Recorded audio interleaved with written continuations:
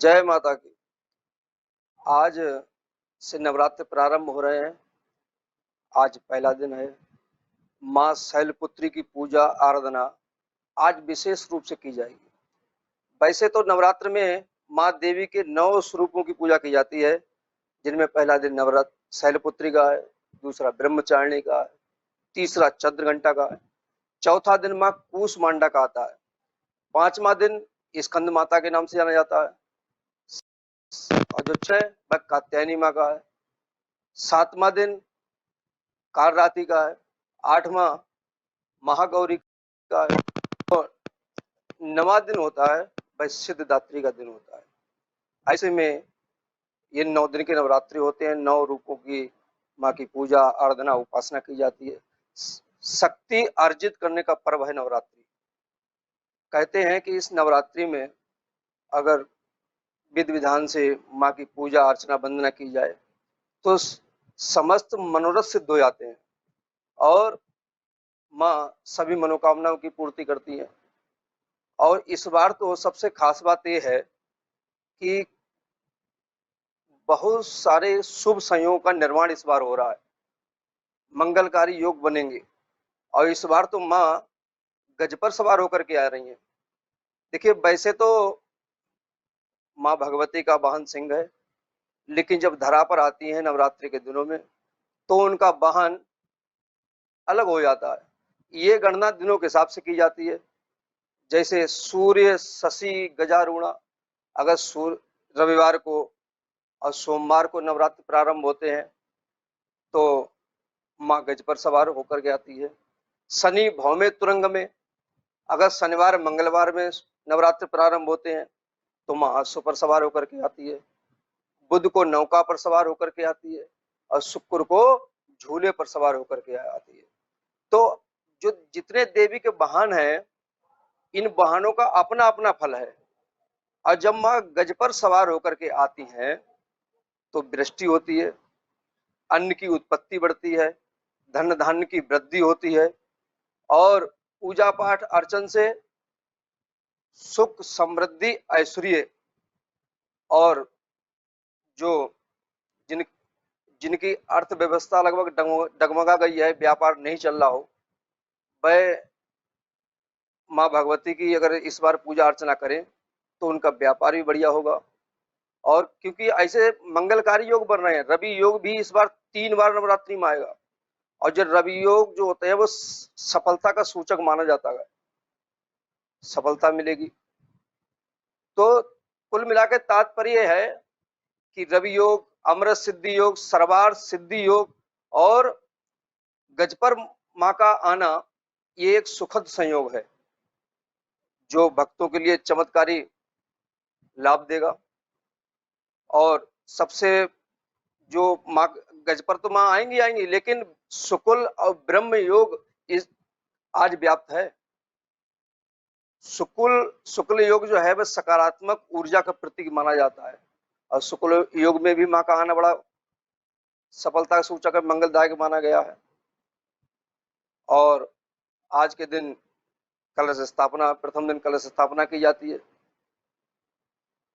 कलश एक शांति का प्रतीक माना जाता है। हम कोई भी पूजा अर्चन करते हैं तो शांति की कामना करते हैं और यही शांति की कामना हेतु अगर कलश की स्थापना शुभ मुहूर्त में की करें तो जीवन में शांति प्राप्त होती है। और जिस मनोभाव से करें, जिस मनोरथ से करें, जिस देवता के निमित्त करें तो वह उनकी देवताओं की कृपा भी अत्यंत मंगलदायी हो जाती है। तो आज कलश स्थापना का शुभ मुहूर्त सुबह 6:17 से 7:30 तक रहेगा। इसमें कलश स्थापना कर सकते हैं। दूसरा अभिजित मुहूर्त जो मध्याह्न काल की बेला में आएगा, 11:54 से शुरू होगा और 12:40 तक रहेगा। इस अभिजित मुहूर्त में पूजा अर्चना और कलश स्थापना करने से सभी मनोकामनाओं की पूर्ति होगी और भगवती की अनंत कृपा भी बरसेगी। और अगर इन शुभ मुहूर्तों में स्थापना की जाए तो वह पूजा अत्यंत मंगलदायक हो जाती है। अब आइए जानते हैं कैसे करें कलश की स्थापना, अब कैसे करें माँ देवी की पूजा।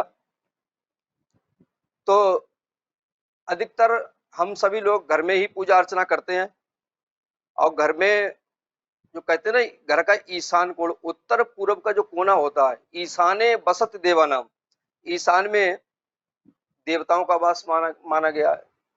ईशान कोण से ही देवताओं की कृपा प्राप्त होती है।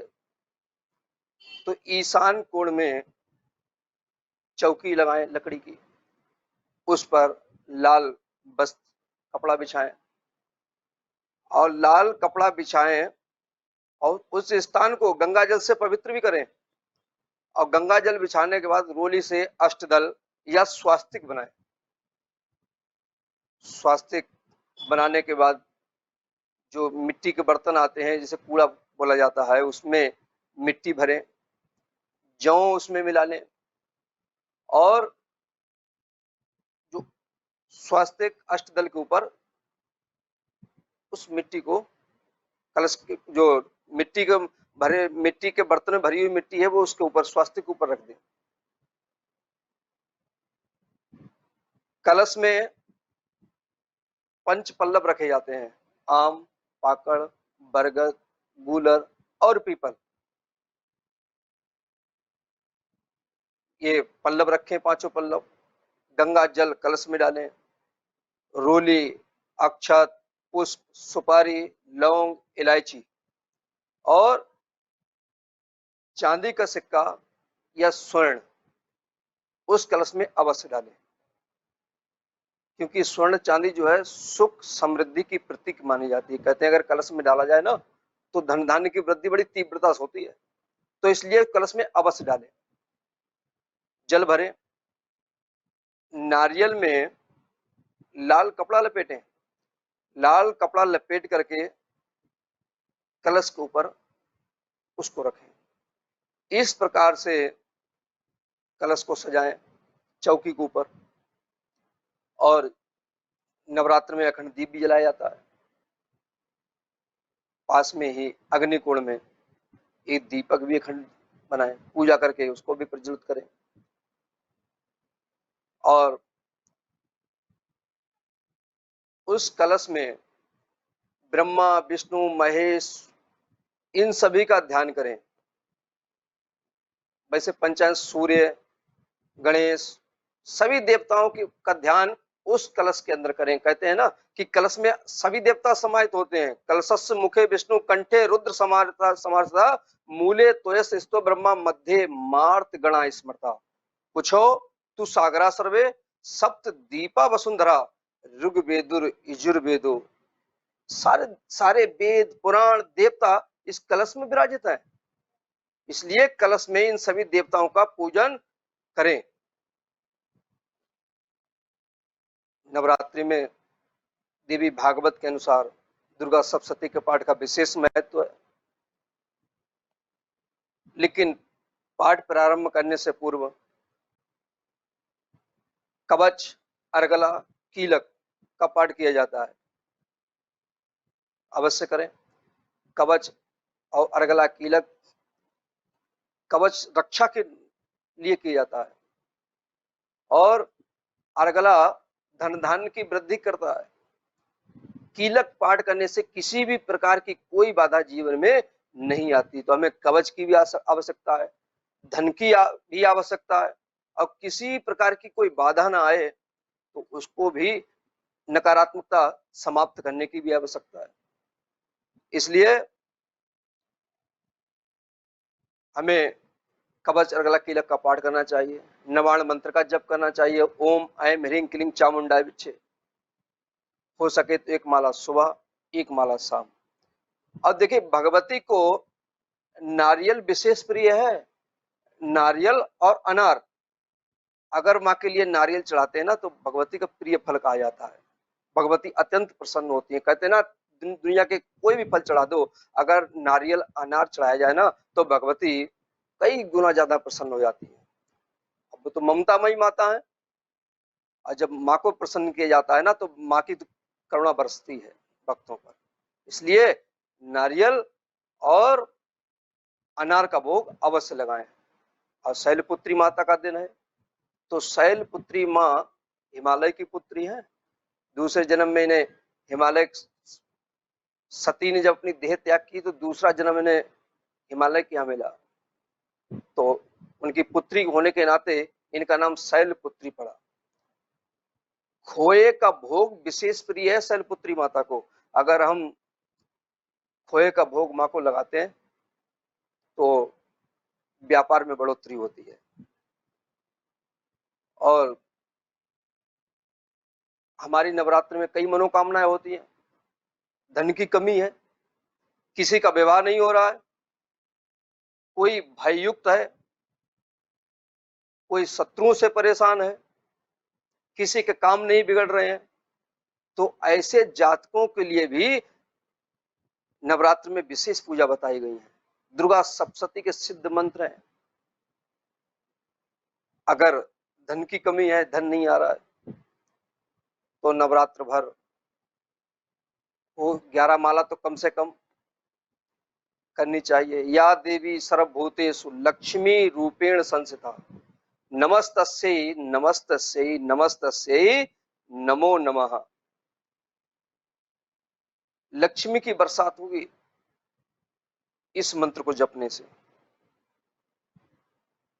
और जो नकारात्मकता जिनको प्राप्त हो रही है, जैसे किसी काम में लोग हाथ डाल रहे हैं, काम नहीं बन रहा है, बिगड़ जाता है, सोना मिट्टी बन जाता है, तो ऐसे जातकों के लिए दुर्गा सप्तशती का सिद्ध मंत्र है।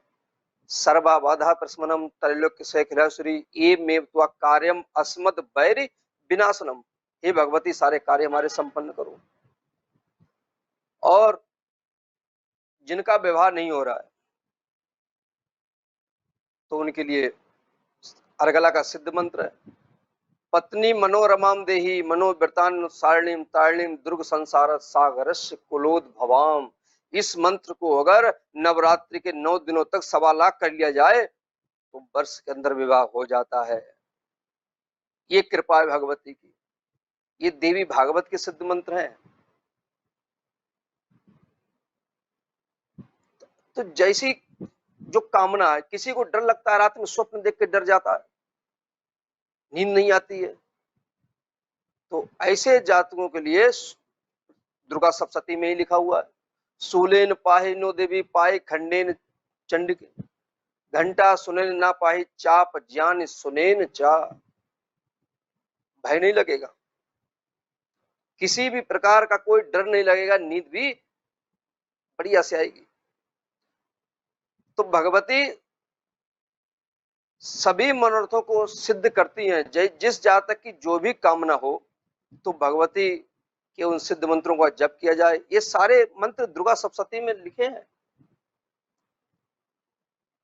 और सब देखिए, ज्योतिष में नवग्रह आते हैं और नवग्रहों से जीवन बड़ा बड़ा प्रभावित होता है। कभी ग्रह खराब होते हैं तो हमारे काम बिगड़ जाते हैं, काम नहीं बनते हैं, नाना प्रकार की समस्याएं आती हैं। तो ये 9 दिन अगर आराधना पूजा उपासना की जाए, दुर्गा सप्तशती का पाठ किया जाए, तो 9 ग्रह दोष की भी शांति इन 9 दिनों में हो जाती है। सर्प दोष, मंगल दोष, श्रापित दोष, अनेकों प्रकार के कुंडली में दोष होते हैं। तो भगवती की पूजा आराधना करने से सभी दोषों से मुक्ति मिल जाती है। और दुर्गा सप्तशती का तो इतना महत्व है कि अगर घर में किया जाए तो कहते हैं ना, ग्रह सारे दोष समाप्त हो जाते हैं, वास्तु दोष भी समाप्त हो जाता है। वैसे तो दुर्गा सप्तशती में 700 मंत्र, लेकिन हर कोई इन मंत्रों का उच्चारण नहीं कर सकता है। तो दुर्गा सप्तशती हिंदी में भी अनुवादित है, तो हिंदी में पाठ करें, लेकिन समर्पण भाव से। तो नवरात्रि में अनेकों प्रकार की पूजाएं हैं। जिस मनोरथ से जो भी पूजा की जाए लाभ मिलता ही है। भगवती के 10 महाविद्या, 10 रूप भगवती के 10 महाविद्या जो तांत्रिक देवी की पूजा तांत्रिक तौर पे भी की जाती है। इस दौर नवरात्रि में तो लोग तंत्र साधना भी करते हैं, यंत्र भी सिद्धि करते हैं। तो 10 महाविद्याओं की भी पूजा नवरात्र में होती है। भगवती के अनेक रूप हैं, लेकिन भगवती को आप जिस भाव में उनका स्मरण करेंगे, अगर उन्हें लक्ष्मी के रूप में देखेंगे तो वह लक्ष्मी रूप में मिलेंगी, अगर सरस्वती के रूप में देखेंगे तो सरस्वती के रूप में आपको वरदान देंगी, अगर माँ काली के रूप में आप उनका भजन करेंगे तो आपको काली के रूप में आपके ऊपर कृपा बरसाएंगी। भगवती के स्वरूप अनंत हैं, लेकिन है एक ही। तो आप जिस भाव से जिस स्वरूप की भगवती की पूजा करोगे, उसी स्वरूप में भगवती आकर के आपको वरदान देंगी।